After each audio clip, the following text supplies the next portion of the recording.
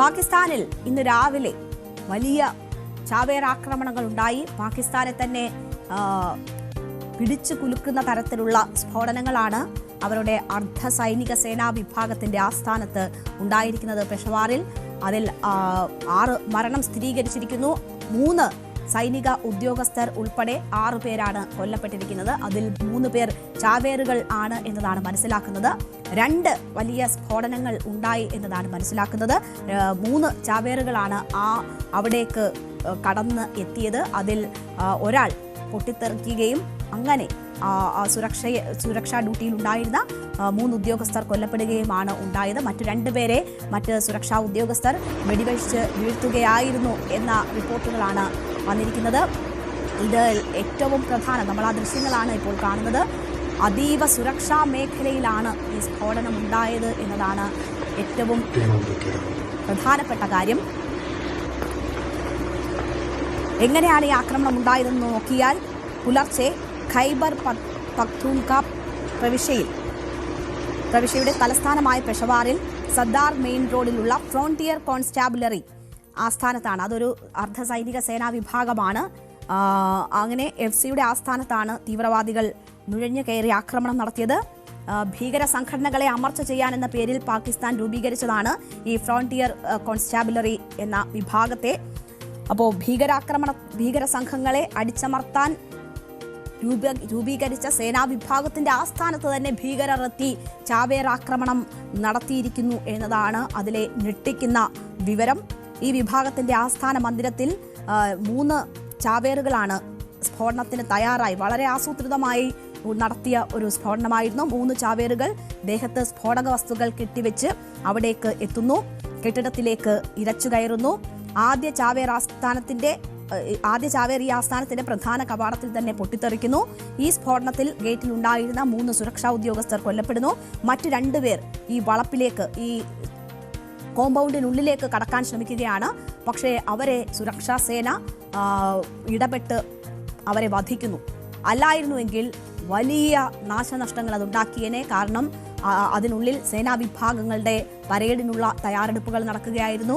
നിരവധി സൈനിക ഉദ്യോഗസ്ഥർ അതിനുള്ളിൽ ഉണ്ടായിരുന്നു. അവിടേക്ക് കടക്കാനായിരുന്നു ഈ ചാവേറുകളുടെ ശ്രമം. പക്ഷേ അത് സൈന്യത്തിന് തകർക്കാനായി എന്നതുകൊണ്ട് വലിയൊരു ദുരന്തം ഒഴിവാവുകയായിരുന്നു. വലിയ ആസൂത്രണത്തോടെയാണ് ഈ സംഘം എത്തിയത്.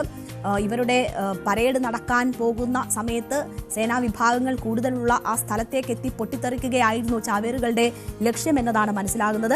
എന്തായാലും ആ 2 തീവ്രവാദികളെ അവിടെ വെച്ച് തന്നെ, ഗേറ്റിനടുത്ത് വെച്ച് തന്നെ വധിക്കാനായതുകൊണ്ട് വലിയ ദുരന്തം ഒഴിവാവുകയായിരുന്നു. 6 പേർ, ഇതിൽ നിരവധി പേർക്ക് പരിക്കേൽക്കുന്ന ഒരു സാഹചര്യം ഉണ്ടായിട്ടുണ്ട്.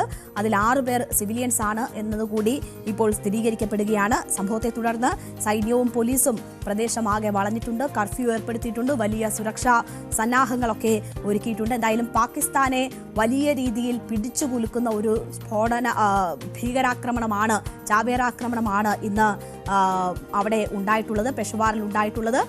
വലിയ രീതിയിലുള്ള ആഘാതം ഉണ്ടാക്കിയിട്ടുണ്ട് ഈ സ്ഫോടനം എന്ന് തന്നെ പറയാം. ഇതിന്റെ ഉത്തരവാദിത്തം ഇതുവരെ ആരും ഏറ്റെടുത്തിട്ടില്ല. നമുക്കറിയാം, സ്വാഭാവികമായും പാകിസ്ഥാനിൽ ഈയിടെ ഉണ്ടായിട്ടുള്ള സ്ഫോടനങ്ങൾ, അതിന് പിന്നിലൊക്കെ പാക് താലിബാൻ ആണ് എന്ന ഒരു ആരോപണം നേരത്തെ മുതൽ തന്നെയുണ്ട്. തെഹ്രിക്കെ താലിബാൻ ആണ് ഈ ആക്രമണങ്ങൾക്ക് പിന്നിൽ എന്നതാണ് പാകിസ്ഥാന്റെ ആരോപണം. പക്ഷേ ഇതുവരെ ഈ ആക്രമണത്തിന്റെ ഉത്തരവാദിത്തം ആരും ഏറ്റെടുത്തിട്ടില്ല.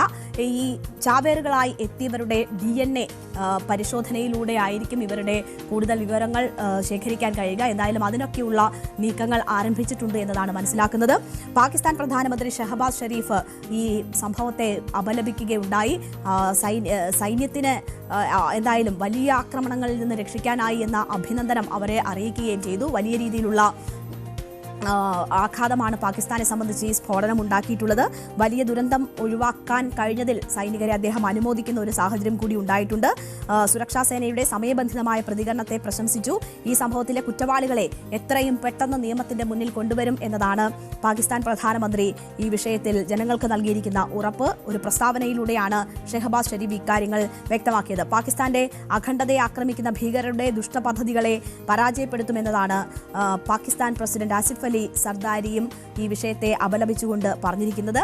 എന്തായാലും ആക്രമണത്തിന്റെ ഉത്തരവാദിത്തം ഇതുവരെ ആരും ഏറ്റെടുത്തിട്ടില്ല. നമുക്കറിയാം നവംബർ 11 ഇസ്ലാമാബാദിൽ ഒരു സ്ഫോടനം ഉണ്ടായിരുന്നു. അത് ജില്ലാ കോടതിക്ക് മുന്നിൽ ചാവേർ പൊട്ടിത്തെറിക്കുകയായിരുന്നു.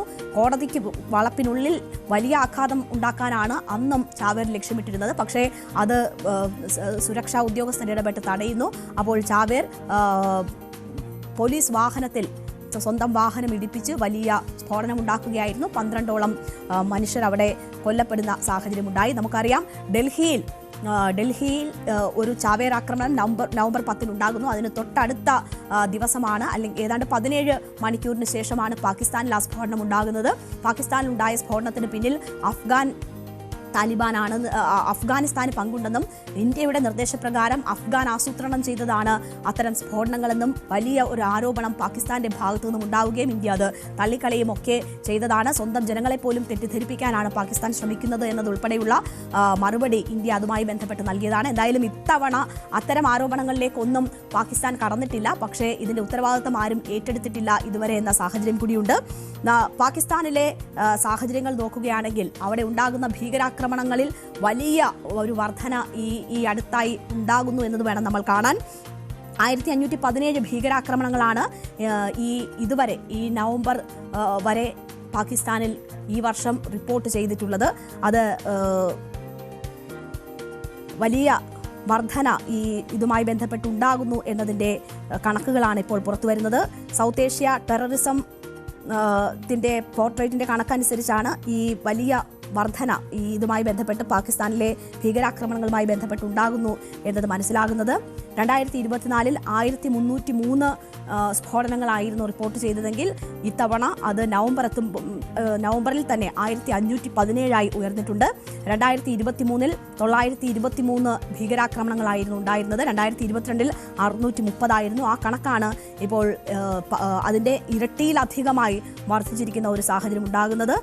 ഏറ്റവും ഒടുവിൽ നവംബർ 11 ഇസ്ലാമാബാദിലാണ് വലിയ സ്ഫോടനം ഉണ്ടായത്. 12 പേർ കൊല്ലപ്പെട്ട സ്ഫോടനം. അതിന് തൊട്ട് പിന്നാലെയാണ് ഇപ്പോൾ ഇവിടെയും സ്ഫോടനം ഉണ്ടായിരിക്കുന്നത്. ഇസ്ലാമാബാദ് ആസ്ഥാനമായുള്ള centre for research and security സ്റ്റഡീസിന്റെ കണക്കനുസരിച്ച് കഴിഞ്ഞ പതിറ്റാണ്ടിലെ ഏറ്റവും ഡെഡ്ലിയസ്റ്റ് ആയിട്ടുള്ള വർഷമായിരുന്നു 2024 എന്നതാണ് അവരുടെ കണക്കുകൾ സൂചിപ്പിക്കുന്നത്.